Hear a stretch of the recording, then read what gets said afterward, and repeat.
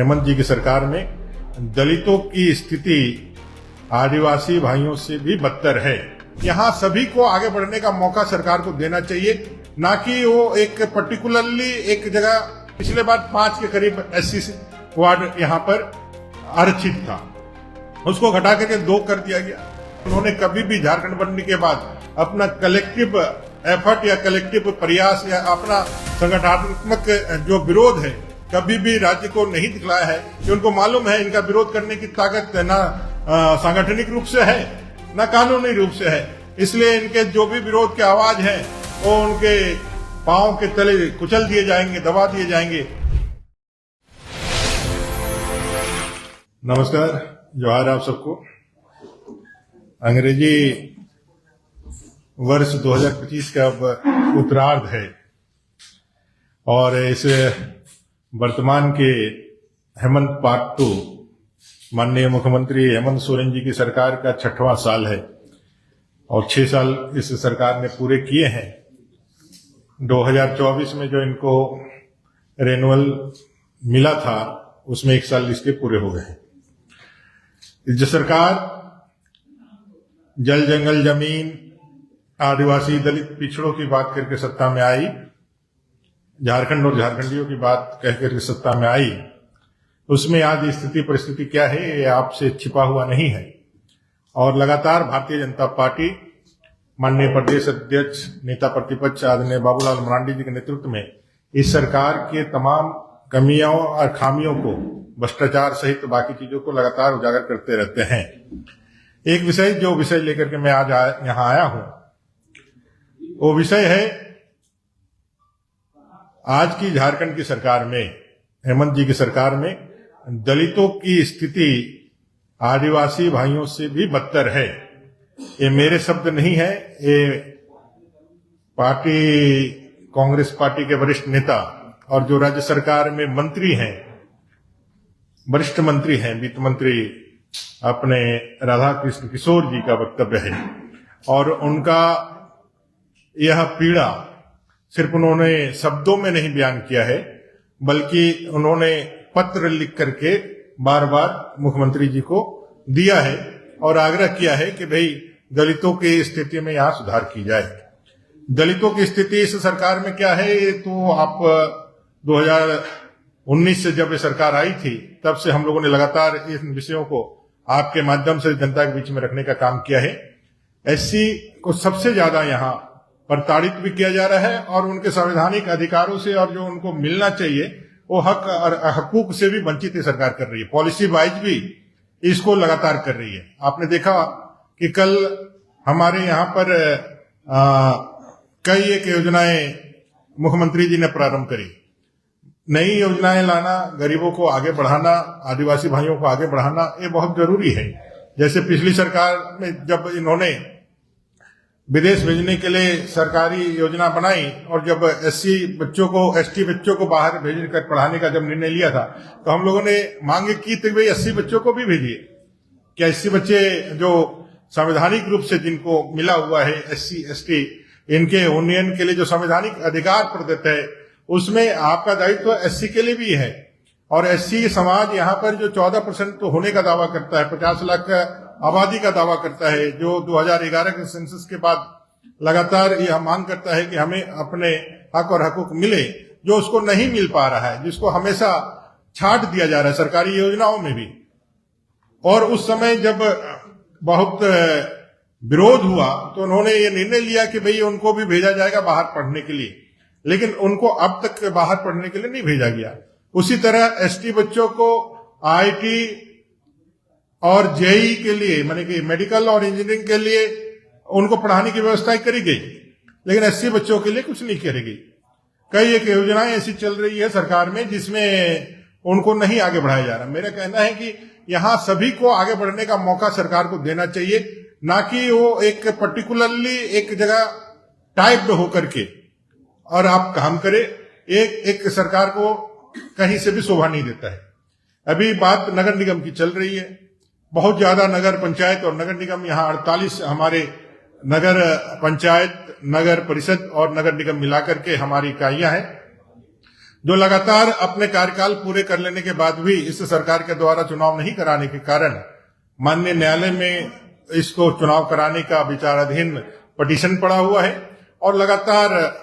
High court के माध्यम से सरकार को छिछलदार हो रही है और सरकार पे दबाव बनाया जा रहा है कि इसको तुरंत पूरा किया जा सके। समांतर में एक और पिटीशन पड़ा हुआ था जिसमें पिछड़ों को आरक्षण देने का काम करे सरकार, ट्रिपल टेस्ट को आगे बढ़ा करके इसे पूरा करे, यह भी मांग डिमांड आगे बढ़ा करके किया गया था। ट्रिपल टेस्ट के बहाने जो ओबीसी आरक्षण को जो देना था, जिसमें न्याय करना था, सरकार ने उसमें भी चालाकी की है, धूर्तता की है और कहीं ना कहीं लोगों को ठगने का काम किया है।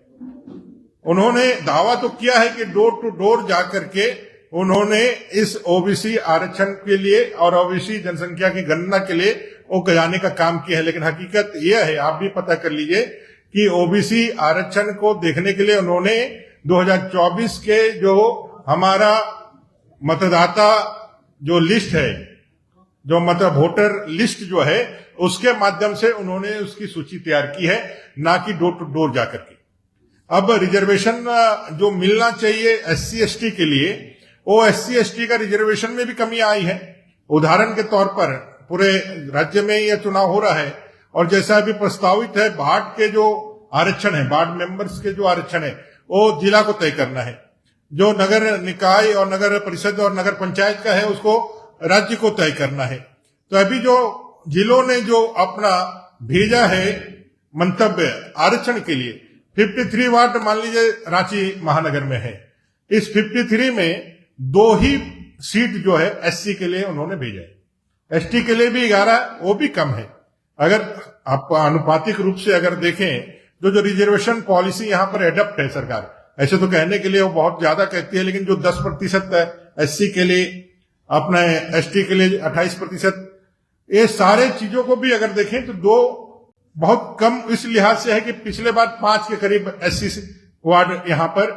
आरक्षित था, उसको घटा करके 2 कर दिया गया। पिछली बार भी आपने देखा होगा कि किस तरह से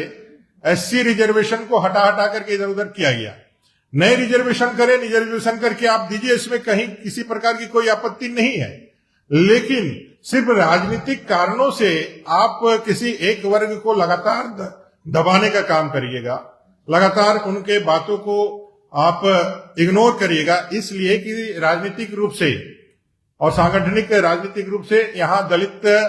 जो जनसंख्या रहती है वो एक मंच पर नहीं आई है। उन्होंने कभी भी झारखंड बनने के बाद अपना कलेक्टिव एफर्ट या कलेक्टिव प्रयास या अपना संगठनात्मक जो विरोध है कभी भी राज्य को नहीं दिखलाया है। इसका ये मतलब नहीं होता है कि आप उसके हक और अधिकार को छीनने का काम करें। जिस तरह से रिजर्वेशन की पॉलिसियां को आगे बढ़ाने का काम किया, चक्रानुक्रम सभी नगर पंचायतों में सभी जगह पहले जो था उसको हटा करके जनसंख्या को आपने आधार बना करके इसको आगे बढ़ाने का काम किया है। उसमें भी बहुत सारी त्रुटियां हैं। आप जिस एक मंतव्य के साथ किसी एक नगर निगम को आपने जो रिजर्वेशन किया, वही मंतव्य, वही विचार, वही आधार जो है दूसरे जगह जाते जाते टूट जाता है। तो बहुत सारी त्रुटियां हैं और ऐसी त्रुटियां सिर्फ इसलिए है कि इस राज्य सरकार ने मन से नहीं, कोर्ट के दबाव से और भारतीय जनता पार्टी के लगातार मुखरता के साथ नगर पंचायतों की चुनाव की जो मांग है उसके दबाव में आकर के उन्होंने जैसे तैसे इस पूरे काम को निष्पादित करने की दिशा में आगे बढ़ने का काम किया है। और इसका खामियाजा यहाँ रहने वाले एससी, एसटी, ओबीसी और बाकी जो समाज के लोग हैं उनके प्रतिनिधित्व का जो संवैधानिक अधिकार है उससे वंचित होने के कारण हो रहा है। तो मेरा यहाँ आज इस प्रेस कॉन्फ्रेंस के माध्यम से इस दलित विरोधी सरकार, इस एसटी विरोधी सरकार, ओबीसी विरोधी सरकार, इस तमाम झारखंड विरोधी सरकार से यह आग्रह या मांग करते हुए कि आप जो काम कर रहे हैं उसमें पारदर्शिता आए, उसमें संवैधानिक जो मान्यताएं हैं, जो संवैधानिक व्यवस्थाएं हैं, उसके अनुरूप वह कानून के रूप में आगे आए और उसको लेकर के आगे बढ़ाने का काम करें ताकि सभी को न्याय मिले। ये सामाजिक न्याय का भी विषय है। आप जब यह विषय लेकर के जब सामाजिक संगठन संबंधित पदाधिकारियों के पास जाते हैं तो पदाधिकारी का एक ही जवाब होता है कि इसमें हम कुछ नहीं कह सकते हैं, ये सरकार के द्वारा दिया गया आदेश है जिसका हमको पालन करना है। इसमें मेरिट तो बनता है कि भाई संवैधानिक दृष्टिकोण से इसमें गलत हो रहा है, तो उसका एक ही उपाय है, एक ही उपचार है कि आप कोर्ट का दरवाजा खटखटाएं। अब कोई दलित समाज का कोई व्यक्ति यहां से लेकर के हाई कोर्ट से लेकर के सुप्रीम कोर्ट तक जाए, ऐसे व्यक्ति हमें लगता है झारखंड में जो इन सब चीजों के लिए आगे बढ़े वो कम है। अब उसका हक अधिकार जो संविधान ने संरक्षित किया है उसको पाने के लिए न्यायालय का दरवाजा जाना पड़े, तो ये गरीब विरोधी, ये गरीबों की हितैषी, दलितों की हितैषी सरकार कैसे आप मान सकते हैं? ये तो दलितों और गरीबों का हितैषी सरकार नहीं है, जो हक अधिकार इसलिए छीन रहा है कि उनको मालूम है इनका विरोध करने की ताकत ना सांगठनिक रूप से है ना कानूनी रूप से है, इसलिए इनके जो भी विरोध के आवाज है वो उनके पांव के तले कुचल दिए जाएंगे, दबा दिए जाएंगे। और इसी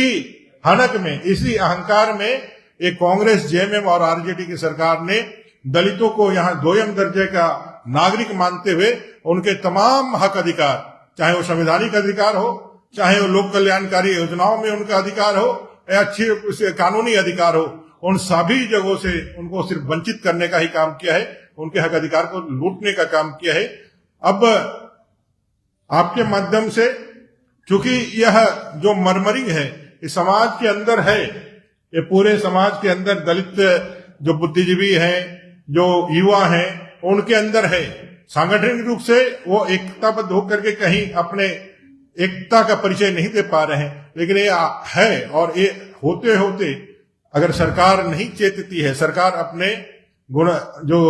उसकी कमियां हैं, जो खामियां हैं, जो गलतियां हैं, उसको नहीं सुधारती है, तो एक दिन ये धीरे धीरे जमा हुआ बारूद एक दिन फूटेगा और बाबा साहेब आम्बेडकर के संविधान की ताकत से यह दलित समाज